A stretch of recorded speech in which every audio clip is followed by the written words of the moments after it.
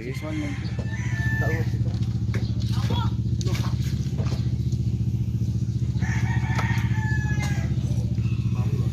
Paano ba dato?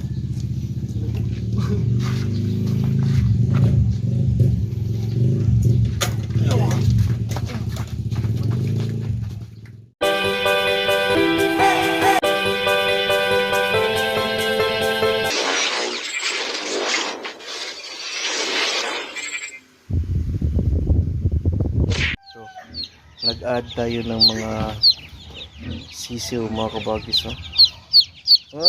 Lapit, no? 12 yan, tapos doon mga nasa 30 plus na yata to mga kabagis. Patay yung chicken yan, patay na, patay. No bed, no? Mahilig talaga niya sa sisiw. Oh.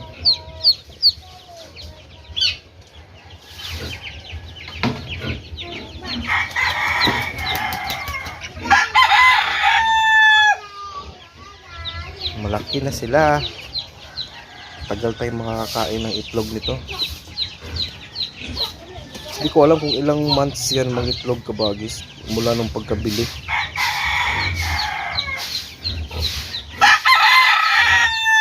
RIR to eh.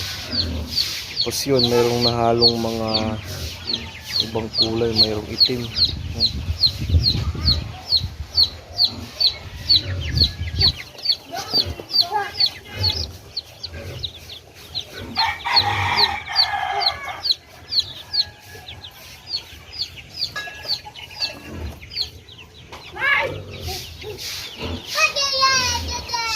Napatay na nabid.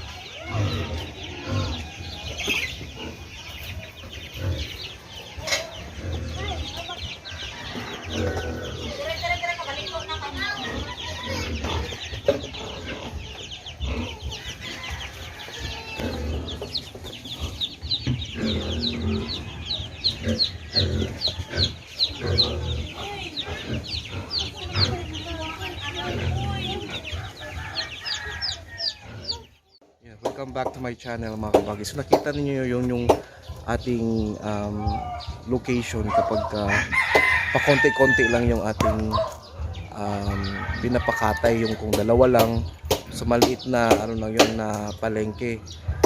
Kaya yung pinakita ko sa iyo, kailangan naming puntahan pa kung na tapos ng makatay, and then pagkatimbang dapat ikaw may-ari ng baboy, nandun ka rin para makita mo kung magkano talaga yung inabot ng baboy mo. So yung background natin mga kabagay. So susunog kami ng damo para walang masyadong lamok kapag kagabi na sa baboyan. Yan. So yun mga kabagis, nakita nyo na yung ating kuwan. Kapag malaki yung kukuha sa atin, for example ng mga more than 10 na baboy na talagang sa slaughterhouse i-diretso, yun, hindi na kailangan magbantay pa kasi may papel naman yan, nakaprint naman yan doon kung magkano inabot ng bawat kilo ng baboy mo. So i-deliver na lang sa amin yan with the pera na ng halaga doon sa napakatay o naparasyon mo ng mga baboy. So yun yung arrangement dito sa amin mga kabagay, sa mga nagtatanong. But before that, no, isa-shoutout natin shoutout muna tayo mga kabagis, si Jaylil Sabang. Shoutout sa iyo kabagis. First time mo siguro, matagal na to si Jaylil Sabang, pero first time mong na-shoutout siguro. Nandito si Chriselle Dayan Angkla, watching from Surigao. Yan, shoutout sa inyo mga kabagis. Yan, mag-shoutout muna tayo. Yan.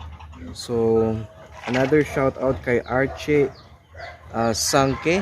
Yan, shoutout sa kabagis, si mother and daughter. Yan, shout out sa inyo. Parihas jud taghilig buhi og baboy kabagis yan. Si Missling World.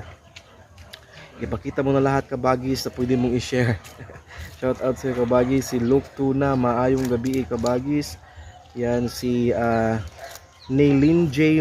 Munares. Yan palagi yan nandyan si Nailin J. Munares. Hello kabagis, shout out sa inyo.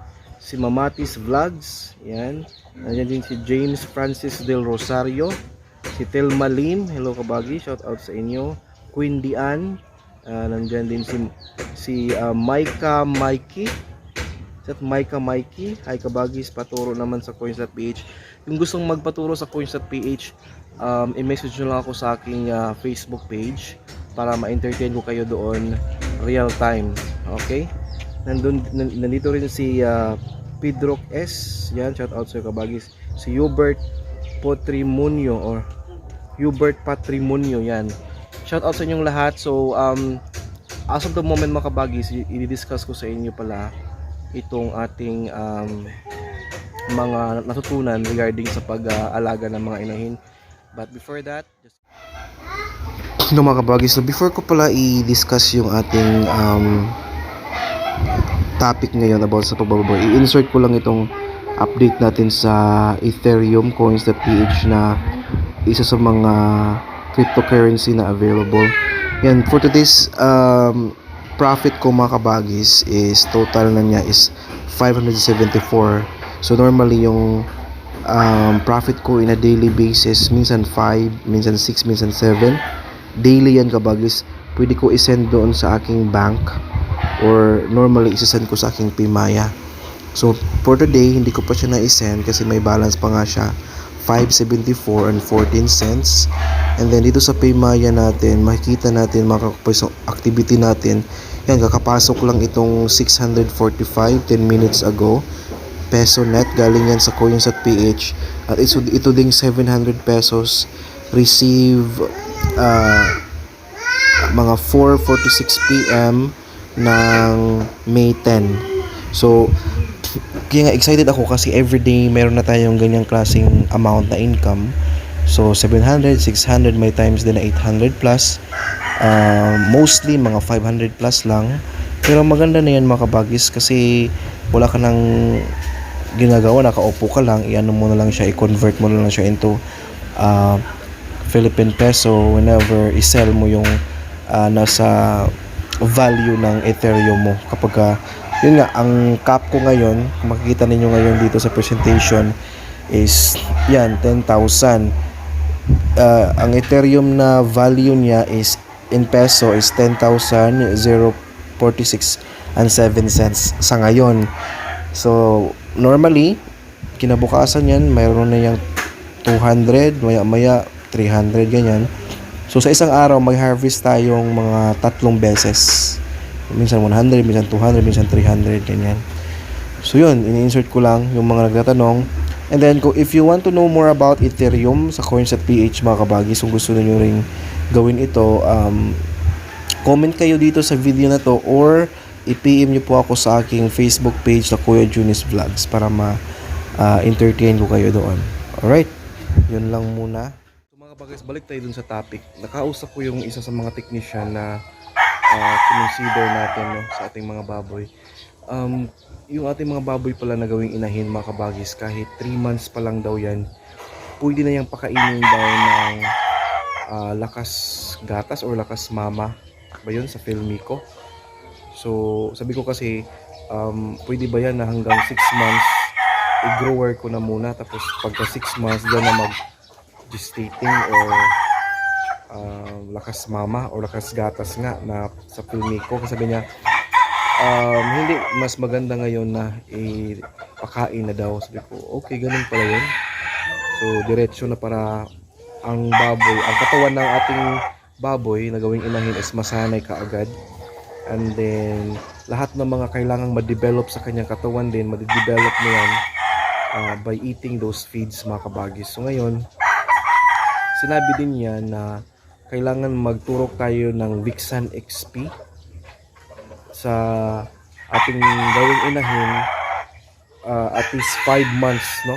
5 months na mag Vixan XP ka para madali siyang maglandi. And then sanabi ko rin kasi may nag suggest na magturok daw tayo ng parvo. May parvo pala yung baboy. Akala ko aso lang yung turukan ng parvo. Sabi niya, okay naman magturok ng parvo, pero kung magturok tayo dyan, regular na yan ituturok every 5 months na. Whereas, kung maliit lang daw yung mga babuyan, katulad yan, backyard lang yung ating babuyan, backyard farming lang tayo, hindi na daw necessary magpa-parvo. Ang normally yung kailangan talagang magpa-parvo, yun yung mga kabagis, yung malaking farm, yung commercial farm na yun daw yung kailangang mag-parvo dahil kailangan talaga yan sa sobrang congested, marami na yung mga baboy na nandun. So iniingatan natin yung mga inahin, kaya ini-inject ka ng parvo. Pero sa aking case is backyard, hindi na daw necessary yan na inject ka ng parvo. So, sabi ko, okay. So at least nalaman natin yan ng maaga mga kabagis, kasi nga ayaw kong gawin yan na walang confirmation sa mga mas nakakaalam sa atin. So mas maganda talaga yung magtanong-tanong tayo. Kahit ako nagba-vlog ako, hindi ako, again, dinidisclaim ko talaga yan palagi mga kabagis, na hindi po ako perfecto. So, hindi tayo perfect na alam na natin lahat kasi nagba-vlog tayo. Hindi ganun. I'm still under correction. Mga bagay na kailangan akong i-correct, which is I'm open for it.